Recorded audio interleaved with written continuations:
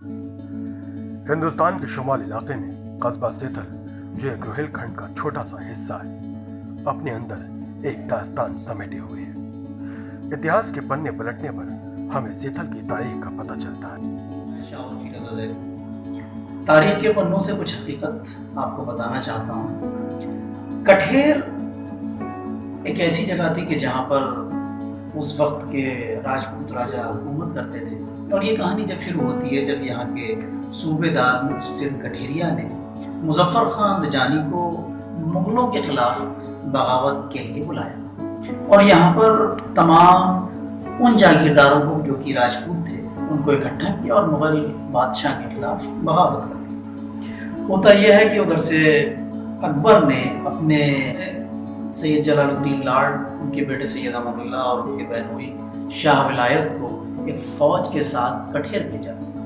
یہاں پر سرکشان کٹھیر کے خلاف بہت بڑی جنگ ہوئی۔ جنگ میں مظفر خان دجانی کو گجرات بھگا دیا۔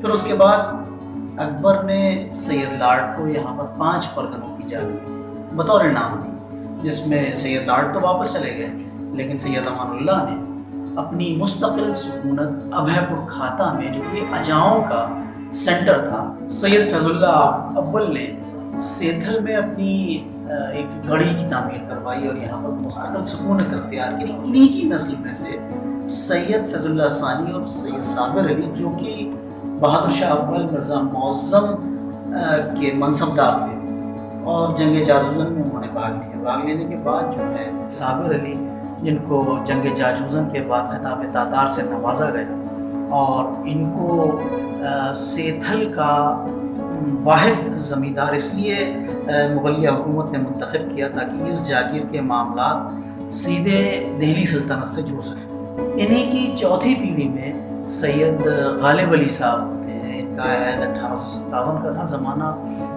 زمانہ حکومت برطانیہ کے خلاف جنگ و جدل کا تھا، بغاوت ہوئی 1857 کی، اور 1857 میں جب خان بہادر خان نے انگریزوں کے خلاف اپنا آزادی کا پرچم بلند کیا تو تمام جاگیرداروں زمینداروں کو دعوت دی گئی۔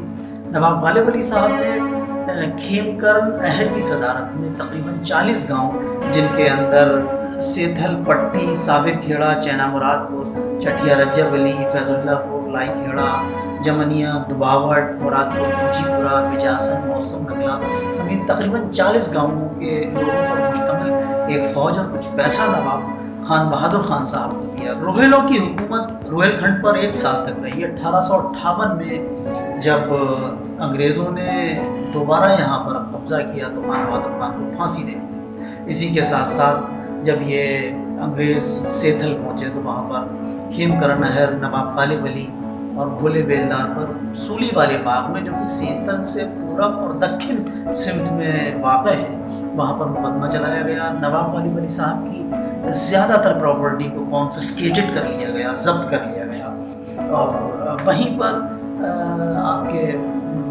کھیم کرن نہر کو اور بھولے بیلدار کو سولی پر چڑھا دیا گیا۔ نواب صاحب نے کھیم کرن نہر کے پریوار کو 750 بیگھہ زمین دی، بھولے بیلدار کے پریوار کو 50 بیگھہ زمین دی گئی، اور انہوں نے اس کے ساتھ ساتھ ہندو مسلم اتحاد کو دیکھتے ہوئے ایک مندر کی تعمیر کروائی، جو مندر تاریخ مندر کے نام سے مشہور ہے۔ آج اس جگہ پر عمارت تو نہیں ہے، لیکن وہاں پر ایک اونچے چبوترے پر گاؤں والوں نے ایک چھوٹا سا پیڑ لگا دیا ہے۔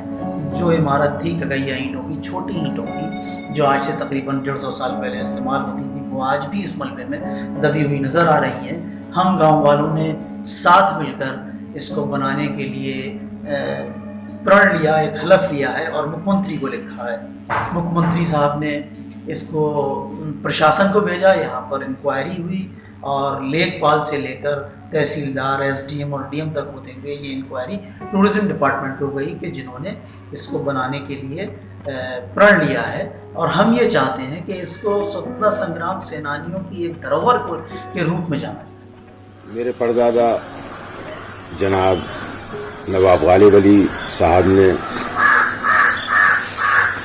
خان بہادر خان کی مدد میں ایک فوجی ٹکڑی کھیم کرن اہر اور بھولے بیلدار کی قیادت میں بھیجی تھی انگریزوں سے لڑنے کے لیے۔ لیکن یہ کہ انگریزوں نے دوبارہ قبضہ کر لیا. خان بہادر خان کی فوج ہار گئی تھی اور بھولے بیلدار اور کھیمکرن احر کو پھانسی پہ چڑھا دیا گیا انگریزوں کے ذریعے. ان دونوں کی یاد میں نواب صاحب نے اپنے چھوٹے بیٹے جو میرے دادا تھے جناب محمد ظفر صاحب کی دیکھ ریکھ میں موہن مندر کی تعمیر کروائی. یہ موہن مندر بھولے بیلدار اور کھیمکرن احر کی یاد میں بنوایا گیا. قصبہ سیتھل ضلع بریلی میں یہ معلوم ہوا ہے کہ ایک جگہ ایسی نکلی ہے جہاں پر ایک زمانے میں مندر ہوا کرتا. وہ مندر نوابوں کے زمانے میں تھا لیکن وہ کچھ حالات ایسے بنے کہ منہدم ہو گیا اور اس کی دیکھ بھال بھی نہیں ہو پائی اور نہ جگہ بھی لوگوں نے اقبال کر لی. بہرحال وہ کسی صورت سے رفیع رضا نے کوشش کی بڑی جدوجہد کرنے کے بعد اس جگہ کو بھی تلاش کیا اور اس کے بعد پھر اب وہاں پر یہ ہے کہ مندر بنانے کے لیے انہوں نے اپنے مکھیہ منتری سے اور پراطتو وبھاگ جو ہے آثار قدیمہ سے ملتجی ہوئے ہیں. جڑ میں سما لیا تھا جس کے کارن وہ مندر جو ہے ایک چھتی گرست ہو گیا تھا. اس میں سرنگ یعنی گفا سی محسوس ہونے لگی تھی بس.